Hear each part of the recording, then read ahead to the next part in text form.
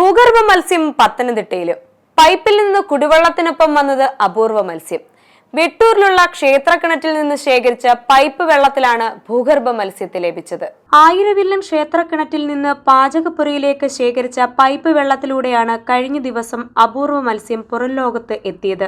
കിട്ടിയുടൻ ഭൂഗർഭ മീനിനെ കരുതലോടെ പാത്രത്തിലേക്ക് മാറ്റുകയും ഫിഷറീസ് വകുപ്പിനെ അറിയിക്കുകയും ചെയ്തു. കടും ചുവപ്പ് നിറത്തിലുള്ള മത്സ്യത്തിന് കണ്ണുകളില്ല. മറ്റ് നിരവധി പ്രത്യേകതകൾ ഉണ്ടെന്നാണ് ഈ രംഗത്തെ വിദഗ്ധർ പറയുന്നത്.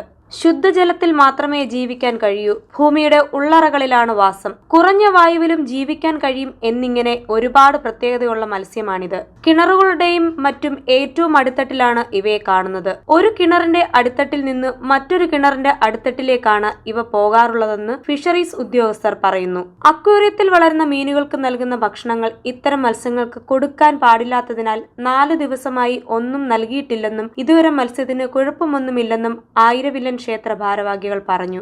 ശ്രീകൃഷ്ണജയന്തിയുമായിട്ട് ബന്ധപ്പെട്ട് ആഹാരം പാചകം ചെയ്തപ്പോൾ നമ്മൾ വാൽവ് വെച്ചിട്ടുണ്ട്. ആ വാൽവ് കൂടെ വെള്ളം നമ്മൾ പാചകത്തിന് പിടിച്ചപ്പോൾ അതിന് കിട്ടിയ മീനാണ്. ആ മത്സ്യത്തെ പിന്നെ നമ്മൾ ക്ഷേത്ര ഉപസമിതിയുടെ പ്രസിഡന്റിനെ ഏൽപ്പിക്കുകയും പ്രസിഡന്റ് ഫിഷറീസ് വകുപ്പിനെ വിളിച്ചതനുസരിച്ച് അവർ വന്ന് നോക്കിയിട്ട് പറഞ്ഞത് നല്ല ശുദ്ധജലത്തിൽ മാത്രം ജീവിക്കുന്ന മത്സ്യമാണെന്ന്, ഇതിന് കണ്ണില്ല എന്നും പറയുകയുണ്ടായി. ഇതിനെ കാണാൻ തന്നെ ഒരു പ്രത്യേക കൗതുകമാണ്. പിന്നെ അവർക്ക് കൈമാറാൻ തീരുമാനിക്കുക. മഹാപ്രളയത്തിന് ശേഷം പലയിടത്തു നിന്നും ഭൂഗർഭ മത്സ്യത്തെ കണ്ടെത്തിയിട്ടുണ്ട്.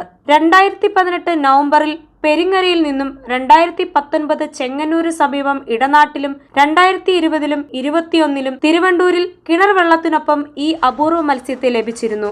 ഈ വിഭാഗത്തിൽപ്പെട്ട 4 ഇനം മത്സ്യങ്ങളെ കേരളത്തിൽ ഇതുവരെ കണ്ടെത്തിയിട്ടുണ്ട് എന്നാണ് വിദഗ്ധർ പറയുന്നത്.